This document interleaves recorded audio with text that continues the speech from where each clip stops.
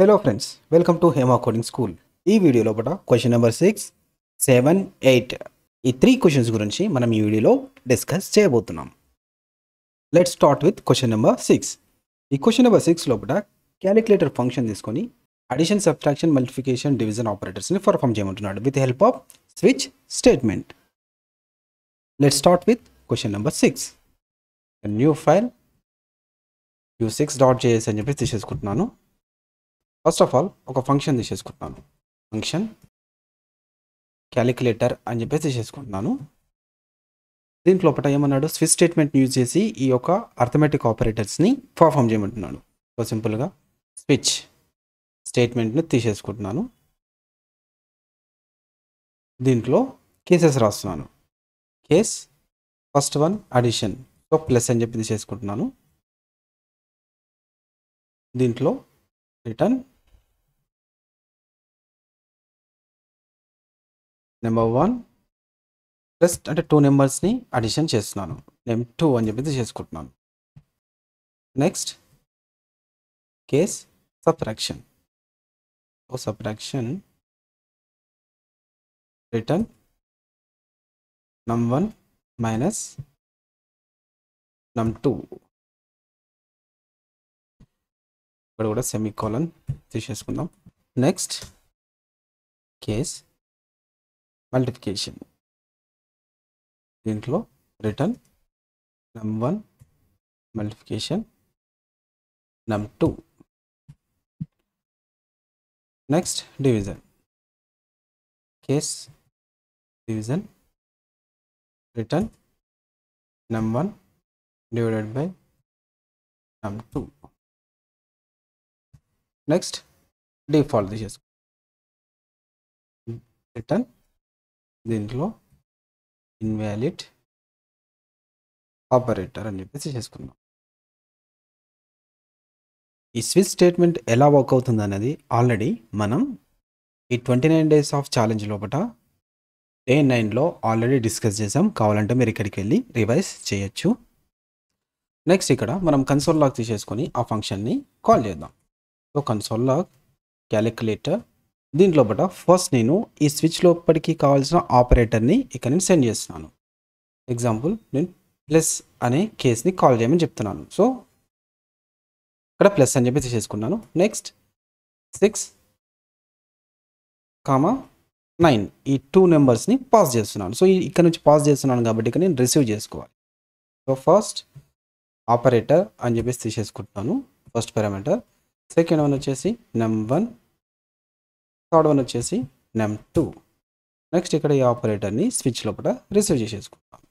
Operator మనం terminal open చేసి వాల్యూస్ని చెక్ చేద్దాం. సో క్వశ్చన్ నెంబర్ 6 ఫైల్ని కాల్ చేస్తున్నాను. ఇది కాల్ చేస్తే 15 అని చెప్పేసి మనకి ఆన్సర్ వచ్చేసింది. నెక్స్ట్ ఇక్కడ ఈ ఆపరేటర్ని తీసేసి మైనస్ తీసేసుకుంటాం. సో -3, సో పర్ఫామ్ అవుతుంది. నెక్స్ట్ మల్టిప్లికేషన్, సో 54 పర్ఫామ్ అవుతుంది. Next division,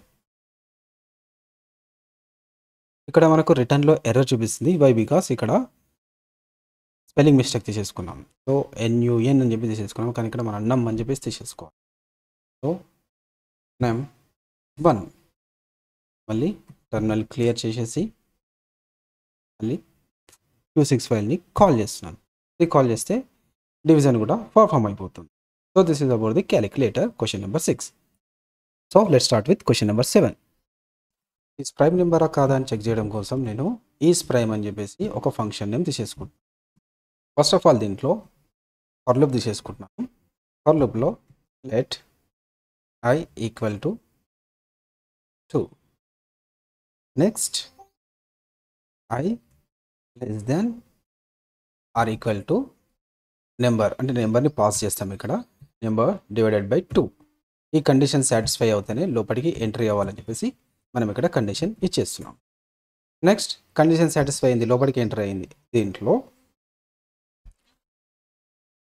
number percentile by 2 triple equal to 0. ఈ కండిషన్ కూడా సాటిస్ఫై అవ్వాలి. ఈ కండిషన్ సాటిస్ఫై అయితే రిటర్న్ ఫాల్స్ అని చెప్పేసి రావాలి. ఒకవేళ ఈ కండిషన్ అనేది ఇక్కడే ఫాల్స్ అయిపోయింది అనుకోండి, అప్పుడు ఏం చేయాలి? రిటర్న్ ట్రూ అని చెప్పేసి మనకు ప్రింట్ చేయాలి. So return true. So this is the condition. So దీంట్లోకి మనం నెంబర్ని పాస్ చేద్దాం. పాస్ చేయడం కోసం కన్సోల్ లాగ్ తీసేసుకొని ఈస్ ప్రైమ్ అనే ఫంక్షన్ని కాల్ చేస్తున్నాను. దీంట్లో 16 అనే నెంబర్ని పాస్ చేస్తున్నాను. సో ఈ నెంబర్ని ఇక్కడ రిసీవ్ చేసుకుంటున్నాను యాజ్ ఎ పారామీటర్ లాగా. ఇప్పుడు మనం టెర్మినల్ ఓపెన్ చేసి చెక్ చేద్దాం. సో మనకి ఫాల్స్ అని చెప్పేసి వచ్చేసింది. 16 అనేది ప్రైమ్ నెంబర్ కాదు. అదేవిధంగా 5ని చెక్ చేద్దాం. సో 5 అనేది ప్రైమ్ నెంబర్, ట్రూ అని చెప్పేసి వచ్చేసింది. సో ఇక్కడ మనకు నెంబర్ అనేది 2 నుంచి స్టార్ట్ అయిన నెంబర్స్కి మాత్రమే ప్రైమ్ నెంబరా కాదా అని చెక్ చేస్తుంది. ఒకవేళ 01 కూడా ఇస్తే దానికి కూడా మనం ఒక చిన్న కండిషన్ అనేది ఇక్కడ చేసుకుందాం. So if number less than or equal to 1 అవుతే డైరెక్ట్ మనకి ఫాల్స్ అని చెప్పేసి రావాలి. So return falls. సో ఇప్పుడు మనం ఒకసారి రిజల్ట్ చెక్ చేద్దాం. ఇప్పుడు నేను ఎగ్జాంపుల్ నెంబర్ 3 ఇచ్చాను. నెంబర్ 3 అనేది ప్రైమ్ నెంబరా కావదా? So prime number true. Next 0 ఇచ్చాను. సో ఫాల్స్ వస్తుంది. నెక్స్ట్ 1 ఇచ్చాను. సో 1 కూడా ఫాల్స్ వస్తుంది.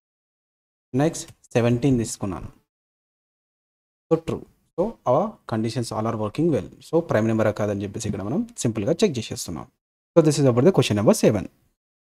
Next question number 8. ఈ క్వశ్చన్ నెంబర్ 8లో బట నెంబర్కి ఫ్యాక్టోరియల్ని ఐడెంటిఫై చేయమంటున్నాడు. Let's start with question number 8. Question number 8లో బట first function factorial function name తీసేసుకొని దీంట్లో ఇఫ్ కండిషన్ తీసుకొని number equal to 0 or number equal to 1 అవుతే రిటర్న్ 1 రావాలని చెప్పేసి కండిషన్ ఇచ్చేస్తున్నాను. ఈ కండిషన్ ఫెయిల్ అవుతే return n into factorial function దీంట్లో బట n-1ని పాస్ చేయమంటున్నాను. So this is the condition. So console log తీసేసుకొని ఫ్యాక్టోరియల్ ఫంక్షన్లో బట సమ్ నెంబర్ని పాస్ చేస్తున్నాను. ఎగ్జాంపుల్ 5ని పాస్ చేస్తున్నాను. సో ఇక్కడ పారామీటర్ nగా రిసీవ్ చేసేసుకుంటాను. టెర్మినల్ ఓపెన్ చేసి క్వశ్చన్ నెంబర్ 8ని కాల్ చేస్తున్నాను. సో కాల్ చేస్తే 5 ఫ్యాక్టోరియల్ 120 అని చెప్పేసి వచ్చేసింది. నెక్స్ట్ 7 తీసుకున్నాను. 7 ఫ్యాక్టోరియల్ 5040 అని చెప్పేసి వచ్చేసింది. సో ఈ విధంగా నెంబర్ ఫ్యాక్టోరియల్ని ఐడెంటిఫై చేస్తాం. So this is the question number 8. ఈ క్వశ్చన్స్ యొక్క కోడ్ని ఈ యొక్క బ్లాగర్లో అప్లోడ్ చేశాను. ఈ యొక్క బ్లాగర్ లింక్ని యూట్యూబ్ డిస్క్రిప్షన్లో ఇస్తాను. Thanks for watching. Keep learning. We'll see you on next video with remaining questions.